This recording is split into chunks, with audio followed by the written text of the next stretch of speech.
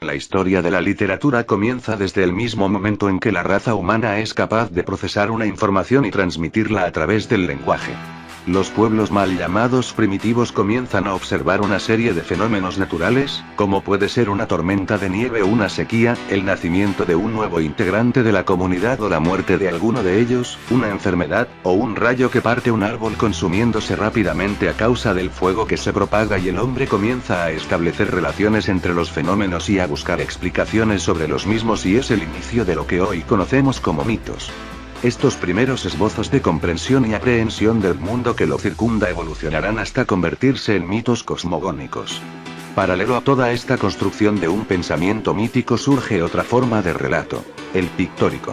El artista del Paleolítico utiliza la representación plástica, pintura y escultura, como un medio de dominar la realidad. Representando un bisonte puede obtener su fuerza, pero también puede lograr una buena cacería. El pensamiento mítico y su representación oral o plástica, coadyuva a la unión y permanencia del grupo.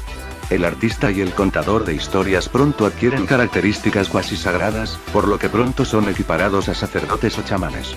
El artista jugó desde la antigüedad un rol decisivo en su comunidad. Si la caza, y posteriormente la agricultura, habían sido malas, el chamán narraba los mitos cosmogónicos relacionados con el problema a resolver. De esta forma se estaba buscando una solución, a todas luces mágica. Los mitos cosmogónicos siempre relatan los orígenes de la vida, de los elementos naturales, y su recreación permanente asegura el tiempo primordial necesario para la preservación de la vida, de la especie, del mundo. Pero también regenera el tiempo, lo purifica. Y por extraño que nos parezca a nosotros y nosotras, hombres y mujeres de los siglos XX y XXI, cuando hemos logrado llegar a la Luna, cuando estamos conectados a los más lejanos y disímiles lugares del planeta vía satelital, cuando el computador e Internet juegan un papel decisivo en nuestras vidas, cuando diariamente nos paramos frente a un público de estudiantes para reflexionar con ellos o para contribuir en algo a su proceso de formación, nosotros aún seguimos ligados a esa regeneración del tiempo. Y es más, la conmemoramos todos los años con la llegada del Año Nuevo. Y de una u otra forma la recordamos a diario cuando utilizamos la palabra cronología. Y es que no se debe olvidar que Cronos es el dios del tiempo. El mito cosmogónico está íntimamente ligado al tiempo circular o tiempo sagrado o tiempo primigenio, es decir, al tiempo de los dioses. Los mitos son entonces las primeras expresiones literarias producidas por la especie humana. Los mitos pronto dan origen a las leyendas y cuentos. Pero, ¿cuál es la diferencia entre estos tres géneros? El mito siempre se refiere a un tiempo y a un personaje sagrado, es atemporal y verdadero, es un modelo ejemplar. Se refiere a la creación y sus personajes pueden ser dioses con apariencia humana o animal, pero pueden también representar elementos naturales como el rayo o el viento. Al ser ejemplar es normativo, y sirve para mantener la cohesión grupal, por lo tanto no puede transgredirse, ni olvidarse, ni ignorarse. El mito está presente en todas las actividades humanas. Por su parte, la leyenda puede también referirse a un tiempo primigenio, pero también puede referirse a un tiempo histórico, y sus personajes son héroes, personajes que por alguna razón se han destacado dentro de su pueblo. Un buen cazador, o que ha salvado a su pueblo de morir de hambre y que a su vez se convierten rápidamente en semidioses o dioses, son los seres tutelares de la comunidad. No necesariamente los héroes tienen que haber sido seres de carne y hueso, pueden ser también de origen mítico. Es por ello que las leyendas pueden ser sagradas o profanas. Los cuentos, en cambio, son los märchen, su función es la de divertir y pueden ser contados sin seguir un rito especial. En las comunidades amazónicas los mitos solo se transfieren de hombres a niños, los cuentos se narran a toda la comunidad. La característica de los mitos, leyendas y cuentos está basada en la oralidad. Este aspecto solemos olvidarlo muy a menudo cuando consideramos que la literatura solo existe a través de la palabra impresa. Por lo tanto, estamos borrando de un solo plumazo miles de años de historia del ser humano. Semejante olvido nos llevaría a borrar también la Ilíada y la Odisea, pero antes de estos cantos, estaríamos ignorando el período védico, cuyas producciones literarias se remontan a 2500 AD, y donde se encuentran las bases de la cultura occidental. Tras el período védico surgen los cantos épicos del Mahabharata y del Ramayana. El Mahabharata, en su versión definitiva, es considerado como la obra literaria más extensa jamás producida por el hombre, pues se compone de 20.000 versos. Pero no solamente tenemos como ejemplo los libros sagrados de la cultura del Indostán. La tradición hebrea nos legó la Biblia. Y según Georges Frazer, en su magnífico libro El folclore en la Biblia, nos relata cómo todos los acontecimientos que se describen en el Antiguo Testamento corresponden a antiguos mitos y leyendas de diversas culturas asiáticas. Pero volvamos a la Ilíada y la Odisea, son cantos épicos atribuidos a Homero. En sus inicios estos cantos eran acompañados de música. Y el mismo Homero fue un rapsoda que iba de pueblo en pueblo cantando sus poemas en las casas de los hombres adinerados de su época. Esta costumbre ha pasado incluso a nuestros días. En pueblos como el bosnio se han encontrado juglares que aún recitan grandes poemas. Estos sobrevivientes de los juglares del medioevo poseen una memoria a toda prueba. Pero ¿cuál ha sido el papel del poeta a través de los tiempos? Por lo general el poeta en Occidente ha sido considerado como un paria de la sociedad, como un mendigo que vaga de pueblo en busca de su subsistencia, al menos esa era la visión que se tenía en la antigua Grecia. Según Hermann Fraenkel, el cantor iba de lugar en lugar. Acudía a muchas puertas extrañas sin saber si se le abrirían. Si era admitido, probablemente permanecería en el umbral, en el lugar de los mendigos, esperando la invitación para sentarse en el salón. Así vemos largo tiempo la mesa de sesiones del Palacio Real de Ítaca por los ojos de Ulises y desde la perspectiva del umbral. En gratitud por la hospitalidad, el cantor debía plegarse a cualquier indicación del amo y sus huéspedes para divertir a los comensales. Poesía y filosofía de la Grecia arcaica. Impreso en España Gráficas Rogar. Fuenlabrada, Madrid, 1993. Pag 29. Sin embargo, el poeta o cantor, como es lógico suponerlo, debía sentirse bastante vejado, puesto que estaba consciente de su superioridad intelectual frente al rey que lo acogía en su palacio. Al igual que Ulises, eran viajeros que habían recorrido el mundo conocido hasta entonces, habiendo aprendido otras formas de pensar y de ver la realidad. Para asegurar su sustento, al menos durante unos días, era necesario que el interés de la audiencia por el tema que estaba siendo cantado no decayera, de lo contrario el poeta debía alejarse del lugar y buscar otro sitio donde ser acogido. De ahí la enorme extensión de los cantos épicos y la libertad que se tenía para alterar el texto, sobre todo en la épica no escrita. Interpolaciones, olvidos aparentes o recreaciones del texto anterior.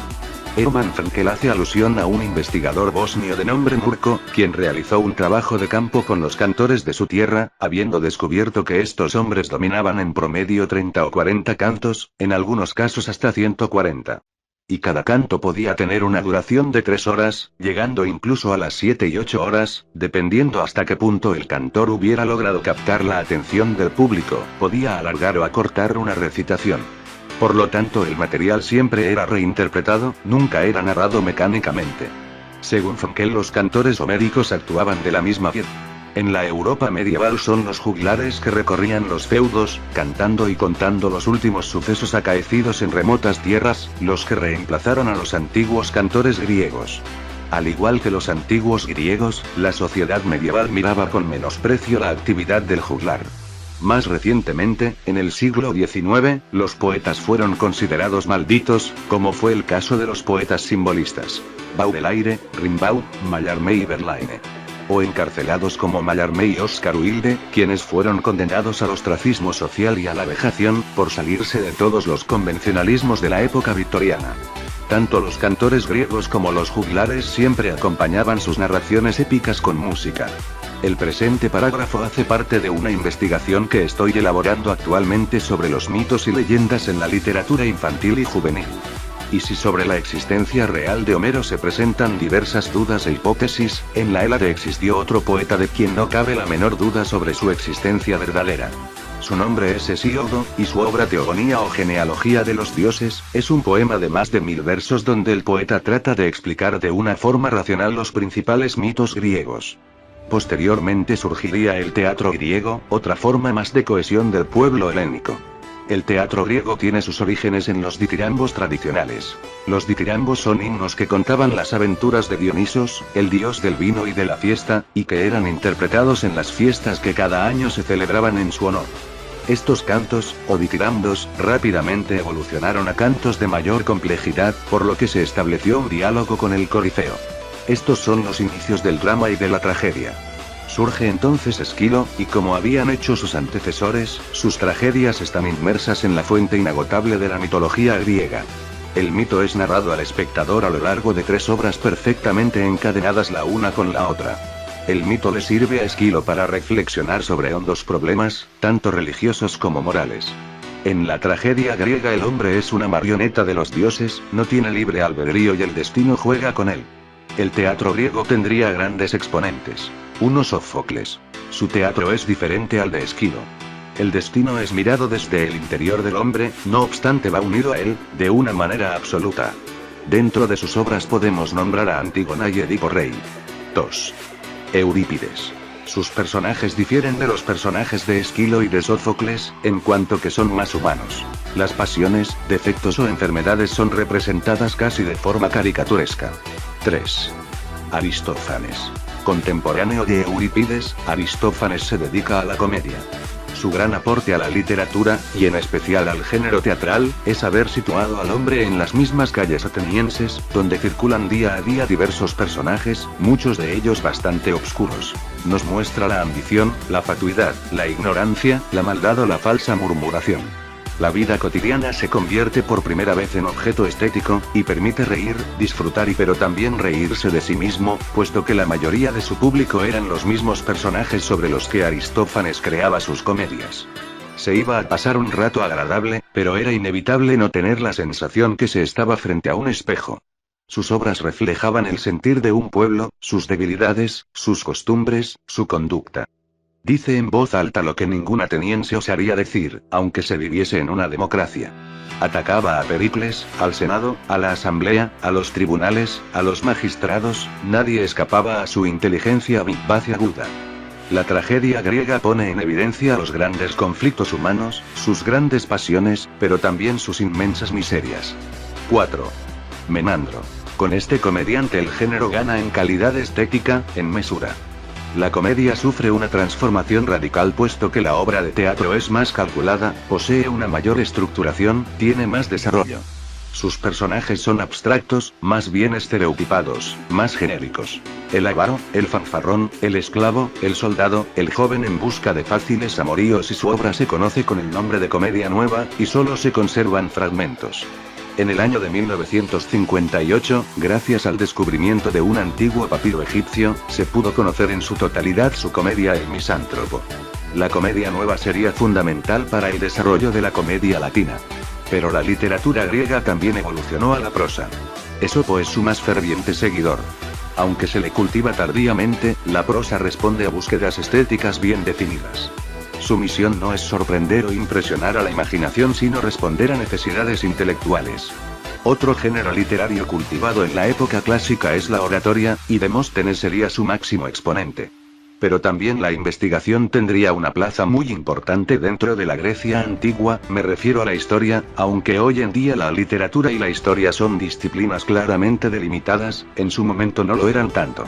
Heródoto, por ejemplo, narra las batallas famosas, como la batalla de Termópilas, pero también narra las costumbres de los pueblos que conoce en sus viajes, narra también fábulas y leyendas. Otro gran historiador es Tucídides, escribió la historia de la guerra del Peloponeso. Guerra en la que él mismo participó, es un documento de gran valor histórico, máxime que es un relato tomado de su participación in situ. La literatura alejandrina. Alejandría tuvo un papel destacado en todo lo concerniente al cultivo de las artes y las letras y a su difusión. Para ello contaba con el museo y la biblioteca, esta última tenía alrededor de 1 millón de manuscritos que luego desaparecerían en un cruento incendio. Pero no solo en la ciudad de Alejandría se podía encontrar un centro del conocimiento y del saber como era la biblioteca, también había una en la hermosa ciudad de Efesos, situada en lo que hoy en día conocemos como Turquía. Apolonio de Rodas. Este gran erudito ha ido a las fuentes de la literatura para conocerlas y saborearlas. Homero era el portavoz de la conciencia de su pueblo, los mitos y leyendas los había escuchado desde siempre y él los canta a su vez. Apolonio de Rodas es un lector consumado. Su sapiencia proviene de los libros, y en su obra esta característica aparece frecuentemente por las etimologías y descripciones librescas que utiliza permanentemente. En su extenso poema Los Argonautas, desarrolla su gran capacidad lírica e incluso su percepción psicológica.